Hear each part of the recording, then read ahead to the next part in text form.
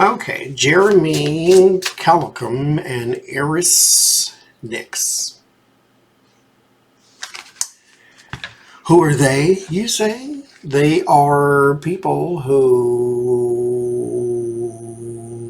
I guess, if I'm being nice, they're activists. Two Canadian activists, according to BBC News Toronto, who illegally sold untainted hard drugs in an effort to reduce fatal overdoses, have launched a legal challenge to the federal drug laws. So that's what we're going to look at today. Jeremy Callicum, K-A-L-I-C-U-M, and Eris, E-R-I-S, Nix, co-founders of Drug Users Liberation Front. Did you say so? Were charged in June with drug trafficking related offenses by the police in Vancouver. They made headlines 2 years ago offering pure cocaine, meth, and it's not funny, but Lord.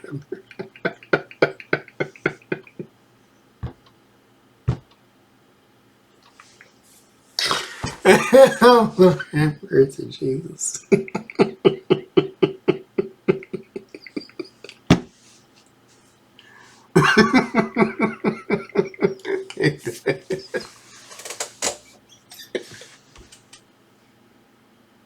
It's not funny.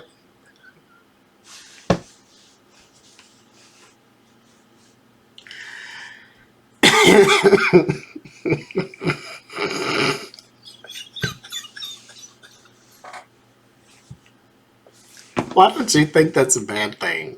I mean, I get where their heart is, but where the hell is your head? What the child by? They made headlines 2 years ago offering pure cocaine, meth, and heroin to drug users, saying they wanted to prevent deaths from a supply that was tainted with other substances. And the court challenge argues current drug laws infringe on the right to life and liberty. Is what they're saying. That the current drug laws infringe on the right to life and liberty of users by denying them access to safer supply and discriminate based upon disability in the case of severe addiction. Severe addiction, like if you put a person in the hospital or a prison, you can't just cold turkey them because they will start to shut down. You have to wean them off and all that kind of stuff, right? So what these two people are saying is, instead of the drugs that are laced with fentanyl and things of that nature, that we're going to make pure cocaine or pure meth, no lacing, no fentanyl, no nothing. That way it gives them something to satisfy the addiction without... Cocaine's not a health food. It's not. They recently just stripped one of the chemicals out of Mountain Dew. Mountain Dew is not fruit juice. Take all the rest of that out of there too. It's not, it's, I mean, fine, because it was a flame retardant. What do you need that in your combustible Mountain Dew for? I don't understand, but they're challenging the federal drug laws there in Vancouver. That's what I want to look at. And because they're trying to give the people something so that where they don't die of overdoses and all that kind of stuff. Tainted drug supply. How will that go? Challenging the federal drug laws.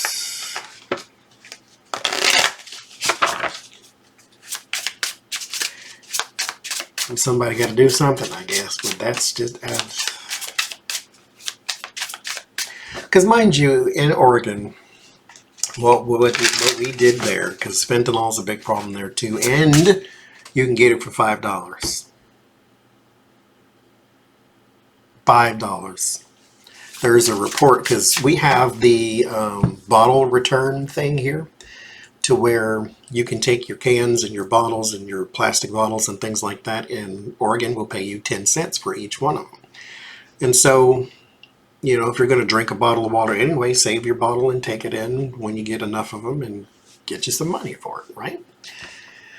Well, in Oregon, Portland specifically, they had it to where you could only take 50, and then they took it down to 20 or took it down to 5 or something like that, to where they took it down because what people were doing is they were buying bottles of water, and I said this before because I'd seen it for the first time myself, taking bottles of water and just pouring them out in the parking lot, not even drinking them, pouring them out in the parking lot, and then taking the bottles back to the bottle return, getting the cash for it, because you can buy water or you can get water donated or you can buy water with food stamps and then go get the cash for it and then go buy drugs.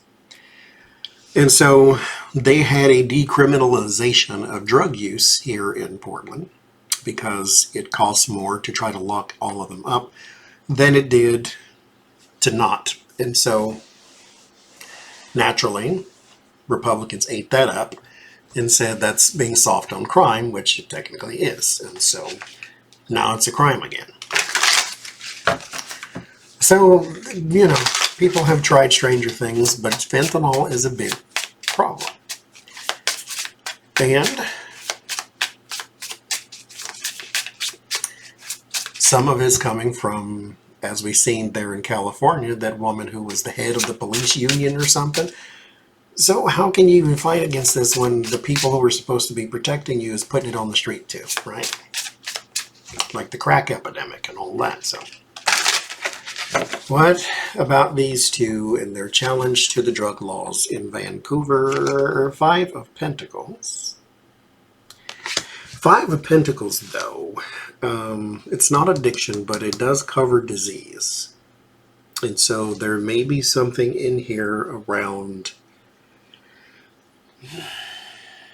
the reclassification and therefore the treatment thereof. And so they may want to go and see if they can find some sort of route with that. 7 of Swords, yeah, there's a strategy around that to where maybe you want to aim at something else, aim at a symptom, aim at the drug itself, the drug use itself. You're not going to change as far as federal drug laws. But there could be some sort of treatment they could aid with if they aimed at something different. The 5 of Pentacles could be, like I said, a symptom.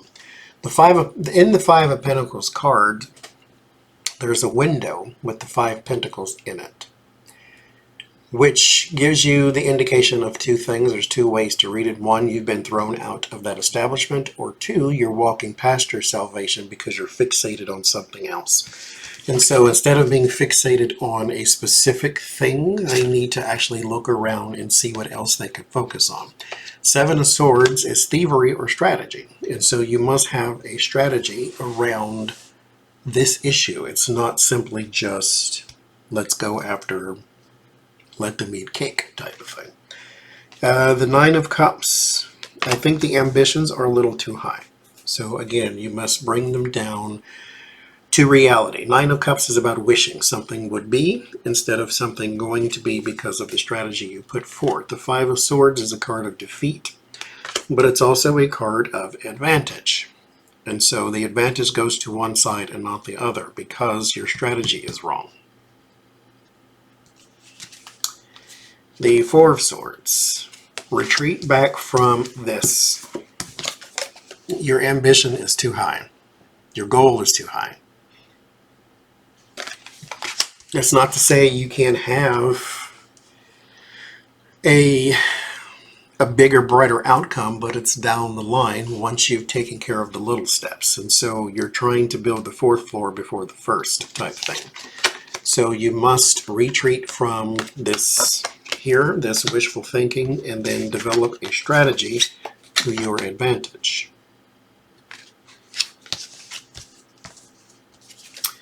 And the 5 of Cups, there's grief, sorrow, and loss. On this current path, there is no victory there.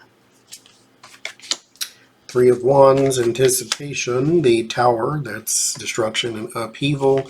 The Lover's card and the Temperance. Down the line, you have to do this a slower way. The Temperance card is about moderation. This is also the card of sobriety. So if you want to help people with this, you have to do it in baby steps.